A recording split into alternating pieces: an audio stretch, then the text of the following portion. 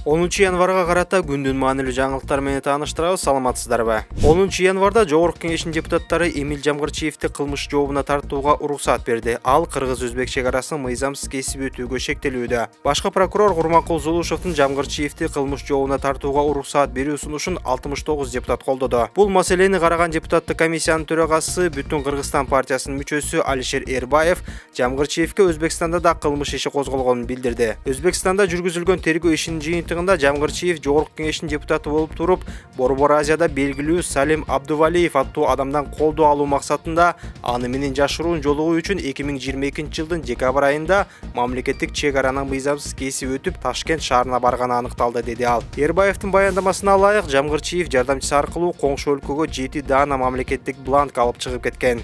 УКМКнын төрагасы Камчыбек Ташиев депутатты камайлы деген ою жок экенин билдирди.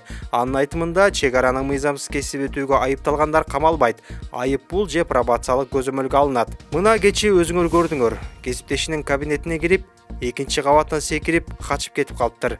Эми бул эмне деген жорук? Аны эч ким камайын деген деле эмес.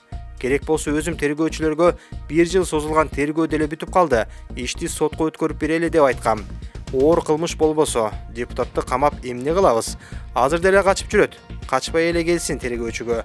Биз аны камабайбыз, эч нерсе кылбайбыз, деди Ташиев. KG Group курулуш компаниясынын негиздөөчүсү Имамидин Ташев УКМКнын кызматкерлери аны уурдап кетип, бир нече күн барымтага алып, түрмөгө отургузам деп коркутуп, 100 миллион сом талап кылганын айтып чыкты. Ишкер окуя өткөн жылдын 27 декабрында болгонун айтып, буга анын туу жөнүндө айткан пикири негиз болгонун белгиледи. Барганда унаага кыйнап салып, каршылык көрсөткөнүмө карабай, бандиттерче уурдап, 8 күн белгисиз жерде жакындарыма, компанияма кабар бердетпей кармап жатышты. Ар кандай нерселер менен коркутушту. 52 миллион төктүргөн аз келгенсип, сол чөнтөккө 100 миллион бересиң деп араң чыгарышты, деди ишкер. Ошондой эле ал камакка алынган ишкерлер эркиндикке чыгыш үчүн мамлекеттик органдар жарыялагандан 3 эсе көп каражат төгүп берип жатышканын кошумчалады. УКМКнын төрагасы Камчыбек Ташиев жалган айтып жатканын билдирди. Анын айтымында Ташев активист Телекмат Күрөңов менен бирге төңкөрүш жасоону пландаган. Имамидин Ташевка издөө жарыяладык. Азыр бекинип качып жүрөт. Кайсыл жерде экенин билбейбиз. Бирок баары бир кармайбыз.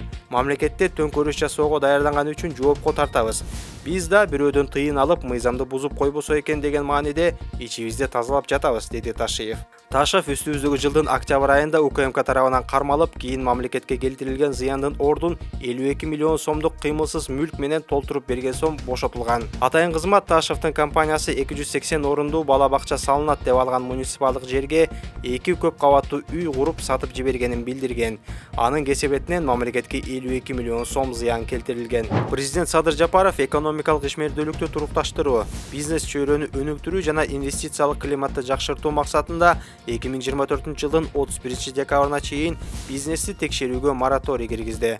Бул тууралуу Жапаров Facebook барагына жазды. Анын айтымында мораторий кылмыш иши козголгон ишканаларга карата иштебейт. Кызмат адамдары негизсиз экономикалык кылмышы аныкталбай туруп эле жасалма, уюштурма арыздар менен ишкерлерге текшерүүгө келген болсо, президенттин администрациясы аркылуу мага кайрылсаңыздар болот. Сөзсүз чара көрөбүз, деп убада кылды Жапаров. 2023 жыл аяктаганча да бизнести текшерүүгө президенттик мораторий иштеп турду. Ошондой эле былтыр декабрь айында президент соода кылган ишкерлерди текшерүүгө жана ККМ колдонбогону үчүн айып пул салууга мораторий киргизген. Бул ККМди милдеттүү колдонууга каршы чыгып, патент системасын калтырууну талап кылган соодагерлердин бир нече митингдеринен кийин болгон. Жогорку Кеңештин депутаты Нуржигит Кадырбеков мамлекеттик тууну өзгөртүүгө каршы чыккандан кийин камалган активист Автандил Жоробековду бошотуу маселесин көтөрдү.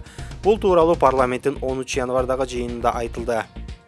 Жаңы туубузду кечээ көтөрүп келдик. Ушул туу боюнча пикирин билдирем деп Автандил Жоробеков деген жигит азыр изолятордо отурат. Апасы кайрылыптыр. Аны бошотуп, жылды позитив менен баштасак жакшы болот эле, деди Кадырбеков парламент төрагасы Нурланбек Шакиев менен президенттин Жогорку Кеңештеги өкүлү Алмазбек Абытовго кайрылып. Жарандык активист Автандил Жоробеков 9 декабрда тууну өзгөртүүгө каршы митинг өткөрүүнү пландап жатканда кармалган. Ага бийлик өкүлдөрүнүн мыйзамдуу талаптарына жигердүү баш ийбөөгө жана массалык башаламандыктарга чакырыктар, ошого тете жарандарга зомбулук көрсөтүүгө чакырыктар беренеси боюнча айып тагылган. Жоробековдун адвокаты Махабат Мамасалиеванын айтымында милиция активисттин 6 декабрда Facebooktагы барагына жүктөлгөн видеого көңүл бурган. Ал видеодо Жоробеков бийлик өлкөдө жашоо оңолот деп дайыма убада берип, бирок ал аткарылбай. Эми болсо ал өлкөнүн өнүгүшүнө желек тоскоол болуп жатат деп чечкенине нааразы болгон. Тууну өзгөртүү демилгеси президент Садыр Жапаровго таандык. Мыйзам долбоорун парламент төрагасы Нурланбек Шакиев менен депутат Улан Примов демилгелеген. Бирок бул демилгеге көпчүлүк кыргызстандыктар каршы чыккан. Парламент депутаттары 20 декабрдагы жыйында тууну өзгөртүү боюнча мыйзам долбоорун талкуусуз дароо 2 жана 3 окууда жактырган.